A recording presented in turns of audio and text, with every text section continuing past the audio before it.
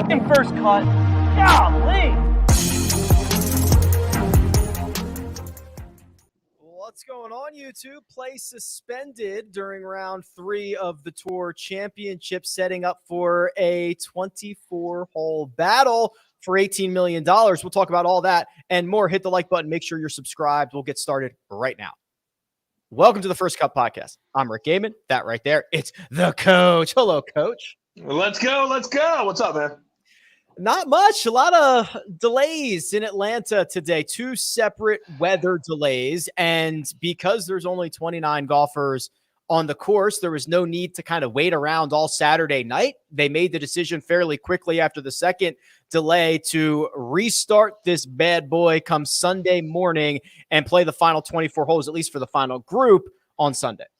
Yeah, we were talking about today on PGA Tour Live how the leaders really caught the break because a lot of the players, Rick, hadn't even teed off yet when we had that break at 1:30 because for some reason, I know it's because of NASCAR, but they moved the tee times back. And we were discussing, I was like, why would they do that on Saturday? But we get it. They're racing at Daytona tonight. But now those same leaders who benefited from earlier today now have to come back early in the morning.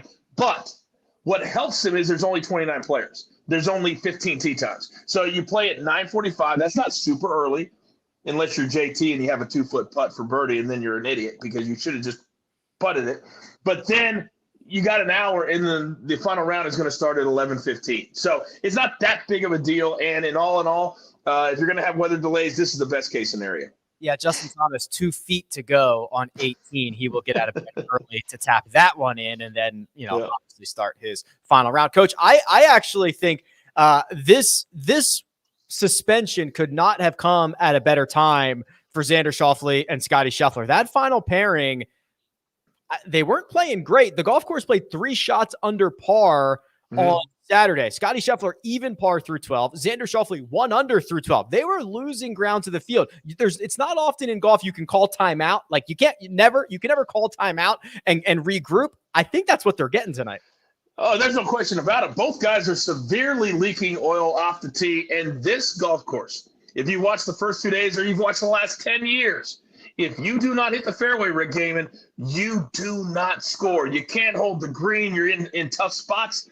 And you're starting to see that with the leaders. We saw with guys that are, the Galas and the Sam Burns and those guys, but not at the top. So now I think you're right. You get a reset. And I also believe this to be true. If I was playing for $18 million, I know what Scottie Scheffler is saying. Oh, I'm just treating it like another golf tournament. I'm just going to play the course. I'm just trying to make as much birdies as I can. Let's stop that for a second.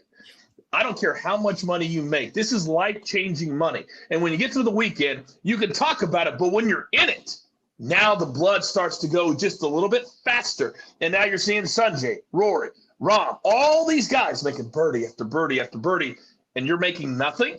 You start to feel that a little bit. I'm glad you mentioned the chase pack because with the final group kind of struggling, they're losing strokes to the field. That's what they're doing.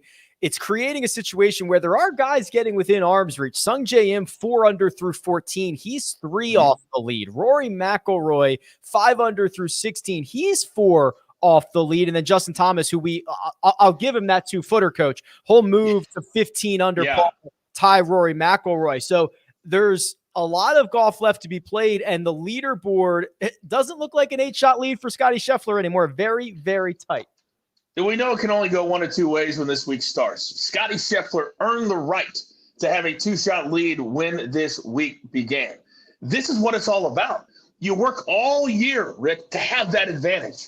Well, now that advantage is gone. So they're not thinking about the 2 shots anymore. He's thinking about the fact that now he's got a 1-shot lead over Xander. He's got a 3-shot lead over Sanjay. But this is big game hunting time. There are no cupcakes chasing Scottie Scheffler. If he's going to win tomorrow, because he's got 24 holes to play, he's going to have to play, in my opinion, at least 3 under par or 4 under par the rest of the way, including the final round, because I don't think the scores will be as good in the final round because the pressure starts to take over. I think he's got to get at least a 23 or 24 under par to win this thing, maybe higher than that.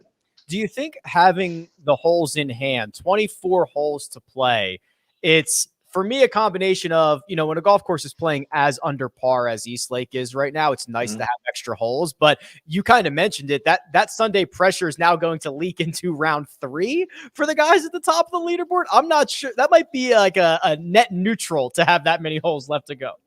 And think about this, Rick. What did we start to see from a lot of the guys in their drive today that we did not see in day 1 and day 2? The ball started to roll out. The course was starting to dry out. Now, how much rain is the course getting tonight? That's a big question. But you can't go out tomorrow morning and play preferred lies, can you? Why?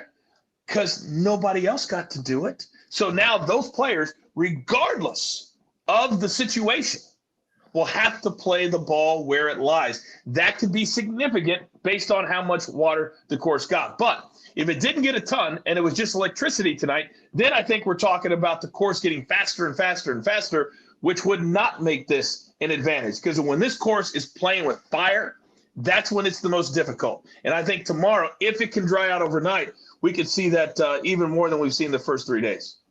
Our friends over at Caesars have indeed updated the live odds. We are going to look at those and chat through a couple of options. But first, we're going to take a quick break and hear a word from our partners. And we're back. All right, Coach, I've got the leaderboard here, the odds. All right. And for the first time in a couple of days, you can get Scottie Scheffler on the plus side of things again. Scottie Scheffler plus 105 with 24 holes to go. Xander Schauffele 2-1 plus 200. And if you want to go deeper than that, you can get Sung Jae at 9-1. You can get Rory at 10-1. You can even get John Rahm at 22. What do you see when you start to assess this odds board?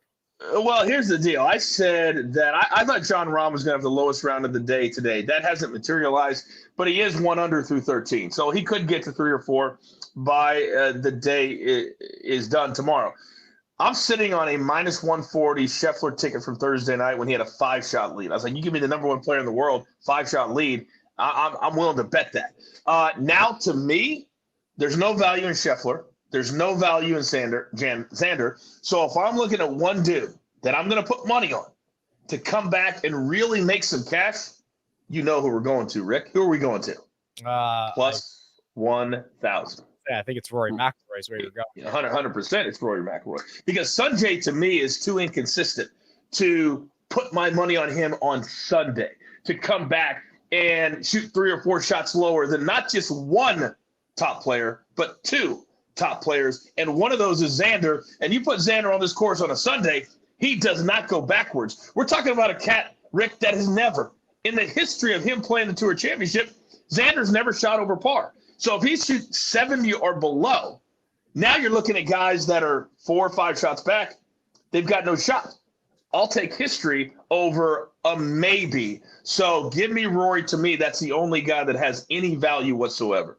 Yeah, that's the one that caught my attention. It is interesting because the final 4 holes are all quite easy. 18 played, 2/3 of a shot under par. I mean, it's a very, very easy hole. If Rory McIlroy goes out and finds a way to, par eagle, his final 2 holes or birdie, something like that. I mean, it's going to change the dynamic very quickly with these guys who still have at least 18 to play, which I think you obviously have to consider that when you're looking at, I mean, Jacob put in the chat, Sepp Straka's 100-1, which is like, if Sepp Straka makes an eagle on 18, which a lot of guys have done, and he's at 16 under. I mean, obviously he still has to deal with the big boys, but this can change in 1 or 2 holes that those guys have left in round 3.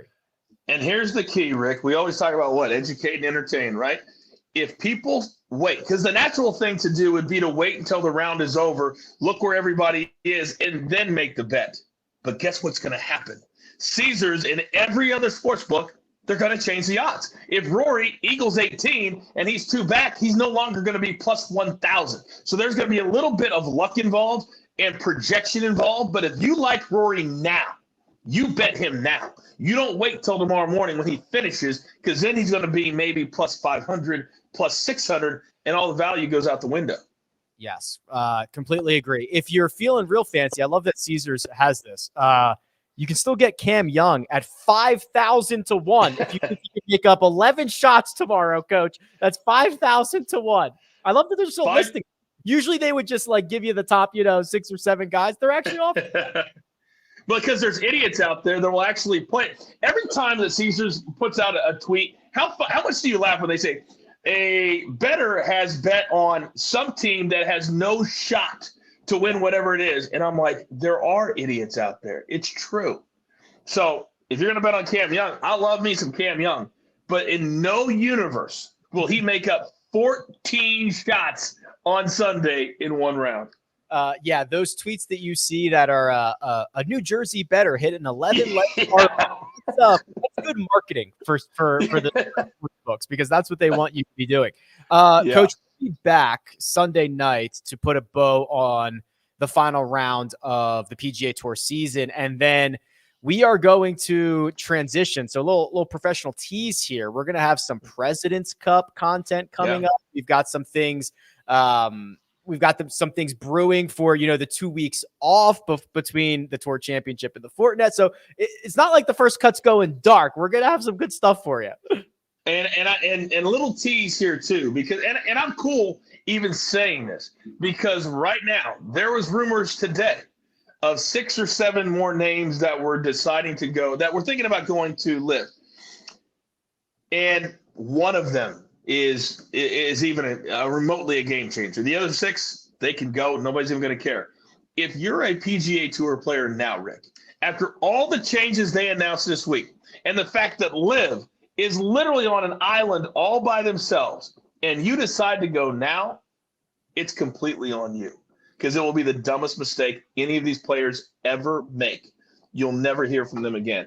And the fact that some of these names are still thinking about it is crazy to me, and they have horrible people around them, no good agents, because nobody would tell them to do this at this point with what they have in front of them. And how many players do you think are sitting at home right now, Rick, going, damn, that looks like fun, that Tour Championship. Damn, that looks like fun to play for $18 million. Little nugget, Rick, it's still a lot of money. Still a lot of money. Last time I checked. I would agree. $18 million is still, yes, a lot of money. You heard it there from the coach, who is available on Twitter at The Coach Rules. And producer Jacob does all the hard work behind the scenes. And you can find me at Rick Run Good. And we'll see you Sunday night, and we'll know who our FedEx Cup champ is. This has been The First Cut. Catch you next time.